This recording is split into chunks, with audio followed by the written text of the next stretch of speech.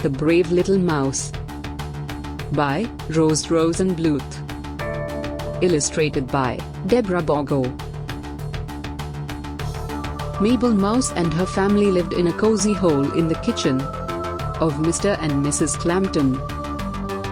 Every night, at 10 o'clock, after Mr. and Mrs. Clampton went to bed, Mabel Mouse, her father, her mother, and her brother Morton scampered out of the hole to have their dinner.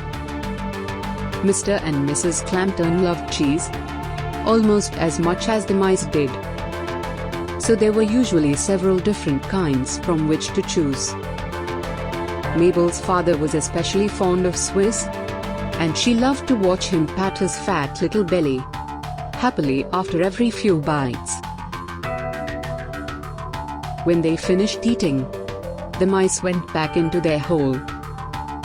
Mabel's mother knitted sweaters for them to wear in the winter with pieces of yarn from Mrs. Clampton's knitting basket. Mabel played chess with her father, and Morton practiced his singing. The evening would end with a lullaby by Morton, who had a lovely voice and soon put them all to sleep. It was a fine life.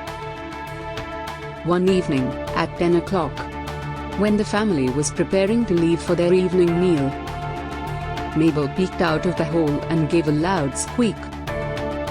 There, a cat was sitting in front of the mouse hole.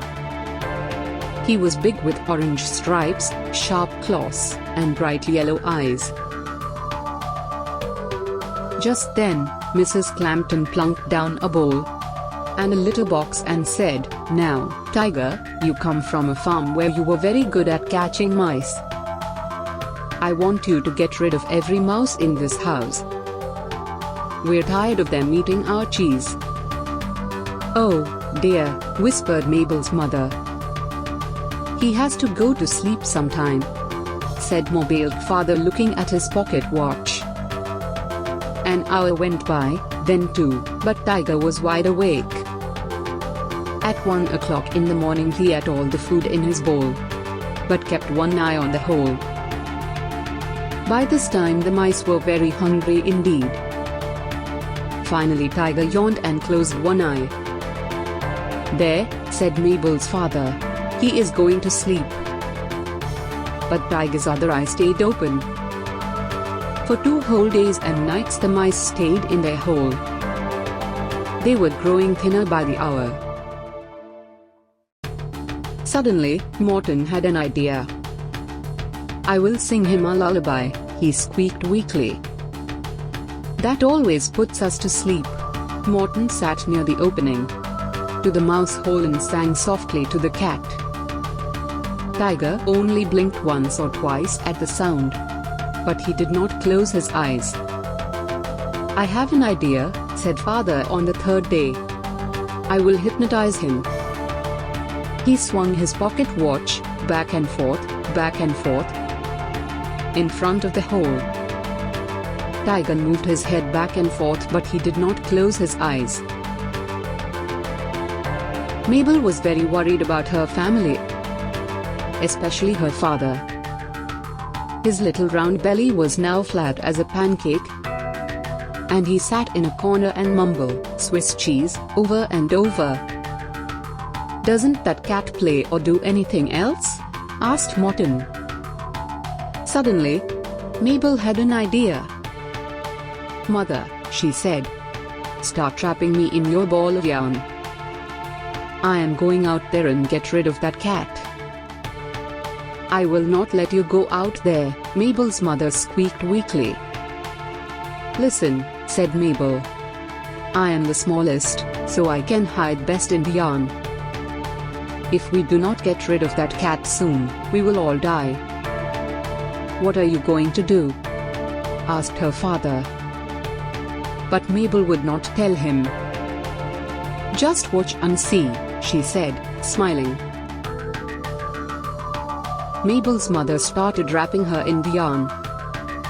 Round and round, round and round, until you could not see Mabel at all. By this time the ball of yarn was quite big, and they had to push very hard to get it through the hole. "Wish me luck," whispered Mabel, as she rolled out into the room. Tiger stared at the ball of yarn and stuck out his paw hesitantly. The ball started rolling, slowly at first, then faster and faster. Tiger got up and watched. Around the kitchen chair it went, and over went the chair with bang. Then Tiger began to chase the ball. Around Mrs. Clampton's yarn basket it wound, and over went the basket. Into the pot of ivy it rumbled, and over went Mrs. Clampton's favorite plant. Tiger ran after the rolling ball, but his paws got tangled in the yarn and he could not get it off. The more he pulled at it, the more things got knocked over.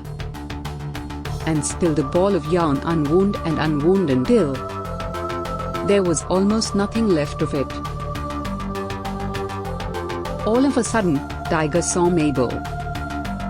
He leapt into the air and lunged for the little mouse. But his paw knocked Mrs. Clampton's cookbook off the shelf, and it hit him on the head.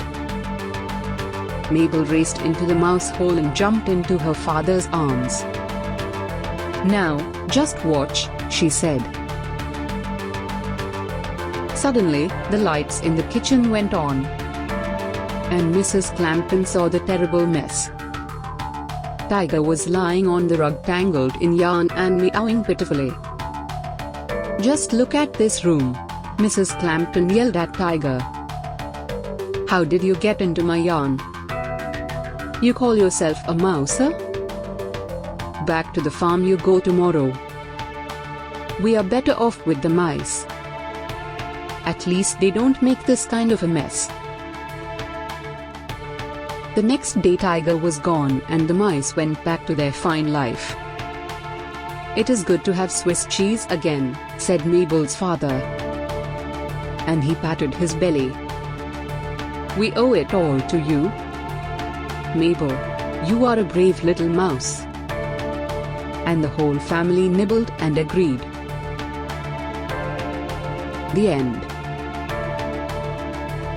Thanks for watching and please subscribe my channel.